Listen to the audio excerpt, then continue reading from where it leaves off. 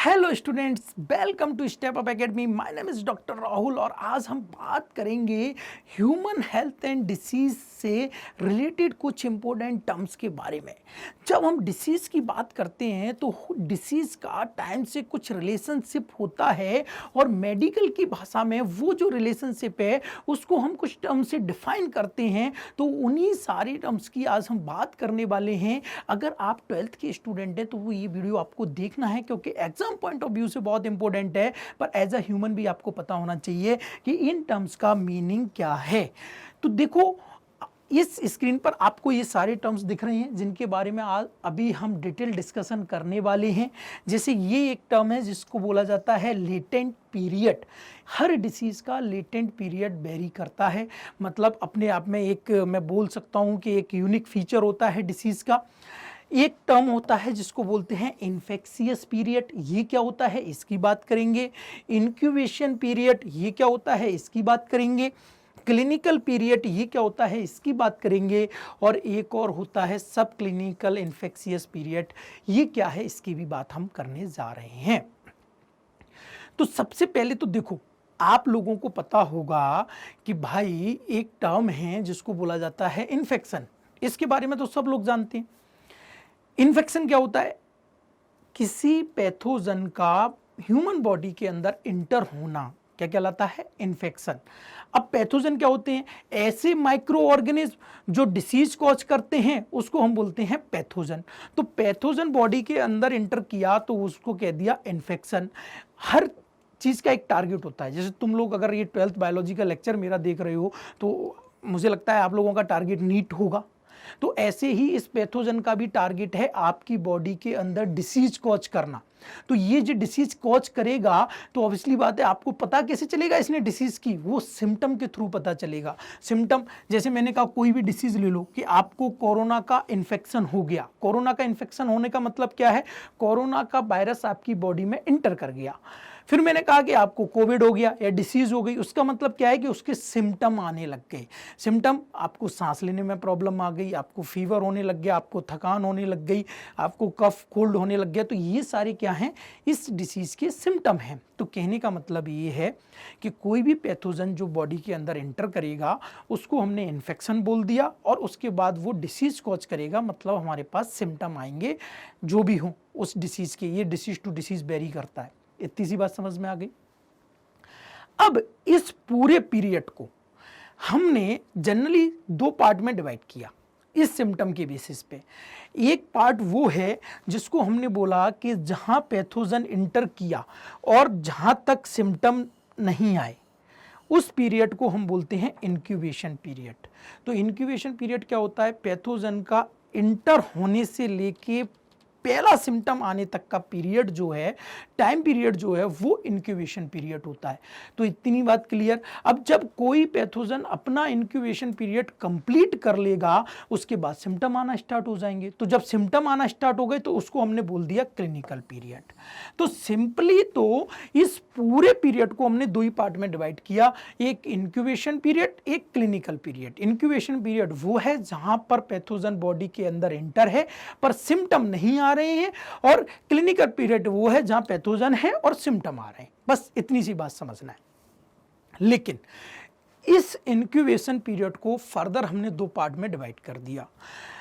एक बोला latent period और एक बोला सब क्लिनिकल इन्फेक्शियस पीरियड।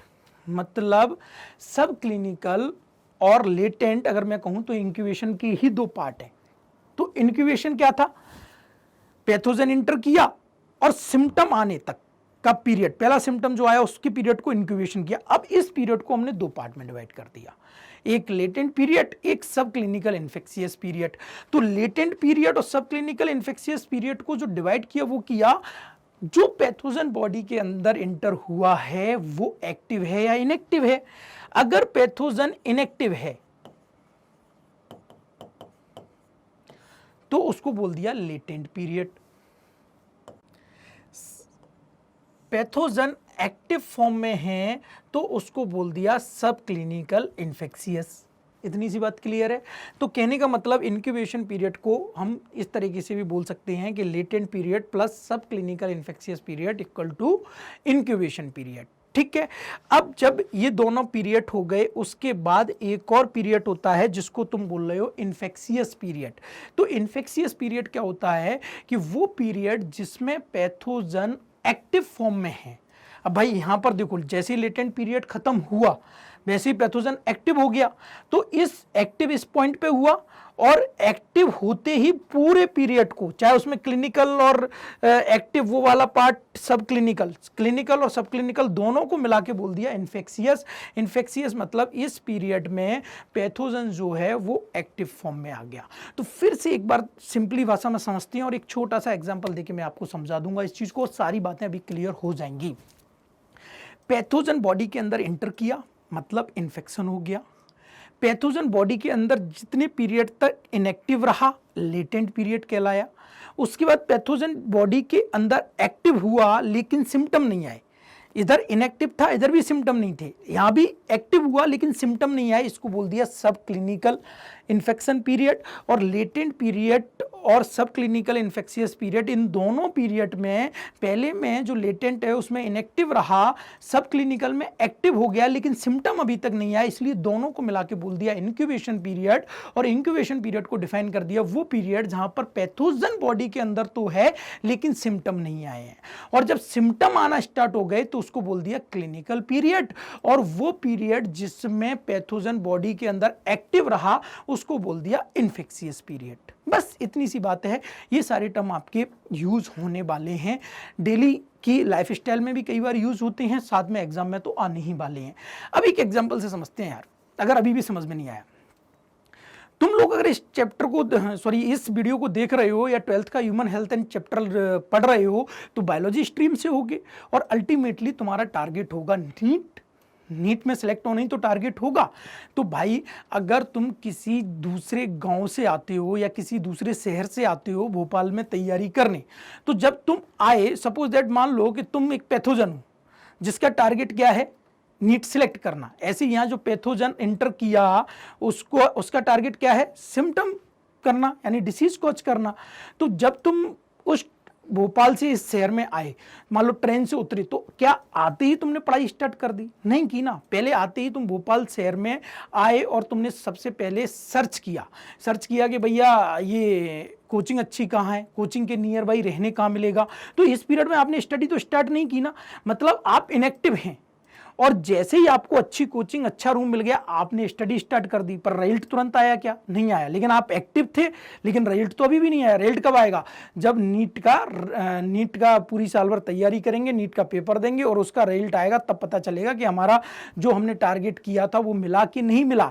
तो कहने का मतलब ऐसे समझ लो ना यार कि तुम स्टेशन से उतरे और पढ़ाई स्टार्ट करने तक का पीरियड है वो इनएक्टिव है, मतलब लेटेंट पीरियड है। तुमने पढ़ाई स्टार्ट कर दी लेकिन रिजल्ट नहीं आया, वो सब क्लिनिकल है। और अगर रिजल्ट आ गया तो वो फिर क्लिनिकल है। इतनी सी बात समझ में आई होप आप लोगों को समझ में आ गया होगा। अगर नहीं भी आया है तो बिल्कुल नहीं टेंशन लेना है, कमेंट सेक्शन में जाना है और जाकर कमेंट करना है, और फिर राहुल सर फिर से आपके लिए वीडियो बना देंगे। और आपको ऐसे ही वीडियो देखने के लिए हमारे चैनल पर बने रहना है, जिसका नाम है स्टेप अप एकेडमी। इस एकेडमी पर आपको 6 से लेकर 12th तक सारे क्लासेस के टॉप टीचर से वीडियो मिलने वाले हैं। अगर आप नीट, IIT, क्लैट, CUT किसी भी कंपटीशन की प्रिपरेशन कर रहे हैं तो यहाँ पर भी सारे टॉप टीचर से आपको यहाँ पर वीडियो मिलने वाले हैं।